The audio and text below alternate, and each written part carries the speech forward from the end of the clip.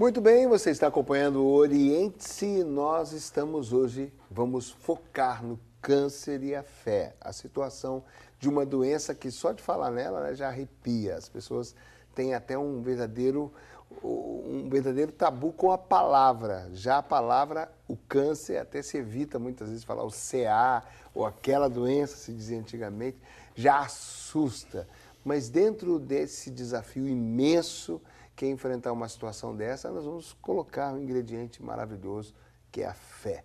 Mas eu quero dar as boas-vindas aqui para o doutor André, que é oncologista, pela primeira vez conosco. Bem-vindo, doutor. Muito obrigado pelo convite, para mim é um prazer estar aqui com vocês.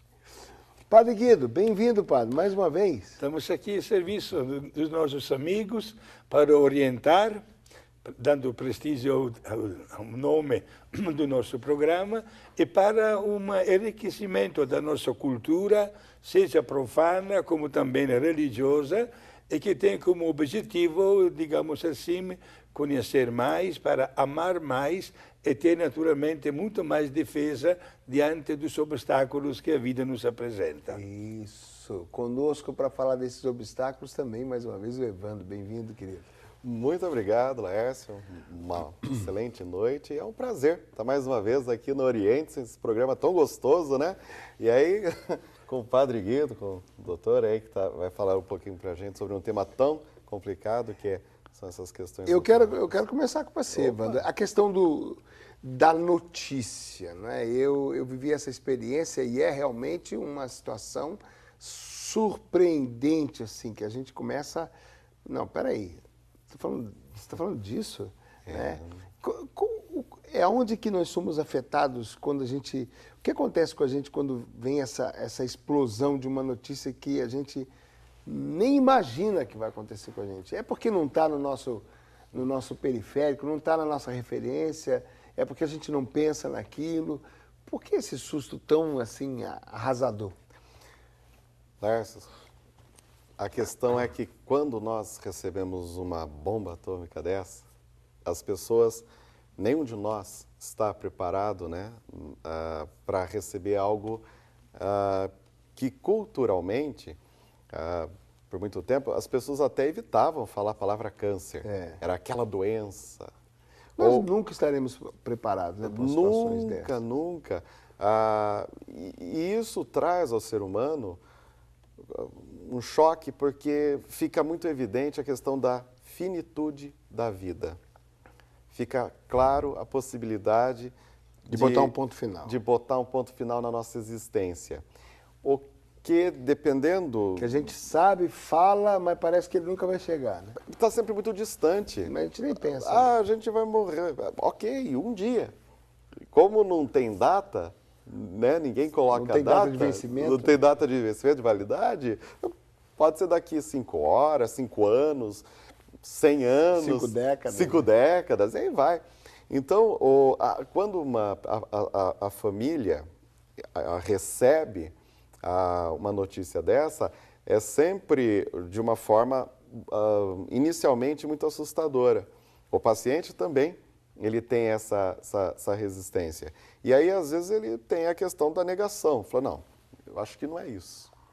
Às vezes até vai buscar outros médicos, outros exames e até coisas radicais, como outras terapias não reconhecidas, por exemplo, que acabam, em pouco tempo, até prejudicando mais ainda a saúde da pessoa. E a saúde emocional, inclusive. E aí eu pergunto para o doutor André, doutor, a minha esposa passou por um evento desse, e aí acontece uma coisa que eu gosto, eu aprecio, nem todos apreciam, e a gente sabe que para o profissional é muito difícil, né? Que é dar a notícia. A experiência que a gente teve um tratamento com um profissional muito franco, muito declarado, muito concreto, muito direto, não é? Olha, é assim, é assim, é assim, sem demagogia, indo direto para a gente se preparar bem na situação, né? É o caminho que normalmente os profissionais escolhem, ou isso depende de cada um, vai da filosofia particular de cada um? Eu acho que a relação do médico com o paciente, ela passa por nuances que vão do pragmatismo, ou seja, daquela notícia que é necessária que seja extremamente clara e muito objetiva, excluindo toda a emoção daquele momento. E, por outro lado, tem um momento em que o acolhimento emocional é muito mais importante para o paciente do que a notícia de saber isto ou aquilo, ou de ouvir alguma estatística que eventualmente pudesse afetar a vida dele. E, às vezes, afeta mais do que deveria, ou mais do que realmente afeta, ou de fato afeta. E isso é uma coisa que depende muito da relação entre o médico e o paciente naquele momento. Mas eu digo que a clareza na informação é absolutamente necessária em todos os sentidos, porque lutar contra câncer, como qualquer outra doença, e graças a Deus nós temos tido, ao longo dos últimos anos, de poucos anos, observado grandes avanços tecnológicos, grandes avanços em recursos terapêuticos, que trazem alento, expectativa, esperança e realmente aumentam a possibilidade de sobreviver à doença, curando-se ou não dela, não é? Às vezes cronificando a doença e fazendo com que seja possível viver com a doença sem que isso traga grandes impactos ou impactos tão negativos. O que eu acho é que a gente precisa realmente focar no diagnóstico, mas o momento de dizer o diagnóstico passa fundamentalmente por essa análise e a percepção e a empatia e a relação entre o médico e o paciente, que é fundamental esse ambiente para que as pessoas se tornem aliadas contra aquele mal que está se apresentando. Agora, como todo ambiente, nesses 5 anos de tratamento, foi muito comum, é muito comum a gente ver os tabus, a gente vai sendo o tempo todo, né, lançando tabu sobre nós. Então eu penso que essa franqueza ajuda também a desmistificar, não é? E sabe que essa franqueza e essa relação cristalina que se estabelece entre o médico e o paciente, assim como todos os envolvidos na terapia do câncer, ela é fundamental na relação para haver confiança, isso é o primeiro ponto. E depois também para se poder esclarecer todas essas dúvidas, porque tabus existem de toda a natureza. E crenças, não é? As pessoas acreditam que um chá disto pode ser melhor do que um tratamento de câncer, ou que uma raiz não sei de onde, ou porque um preparado A, B ou C.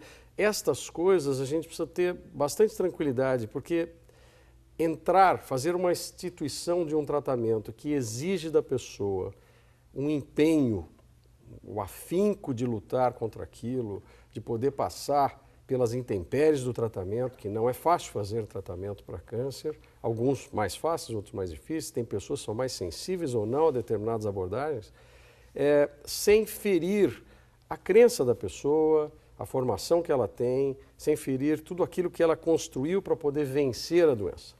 Então, muitas vezes a gente aborda os pacientes no consultório médico, no consultório do oncologista especificamente, que é quem vai tratar especificamente da doença em si, da condição patológica naquele momento, é poder dar ao paciente a oportunidade dele fazer as observações, trazer suas dúvidas, expor os seus medos, principalmente os receios que ele tem com o tratamento, e também ter o ambiente para que ele fale: olha, doutor, eu estou agora tomando um remédio assim, que me ensinaram a fazer, etc. e tal. É muito importante que isso seja dito e seja esclarecido numa consulta como essa, e essa relação é que faz isso acontecer. Não basta só o profissional ser cristalino, mas o paciente também. O paciente tem que ser o aliado. Quer dizer, o profissional é o aliado do paciente e vice-versa, para que eles possam juntos estabelecer os métodos, a maneira como vão encarar e como vão enfrentar todo esse complexo que é ter câncer, tratar do câncer, sarar do câncer ou não sarar do câncer.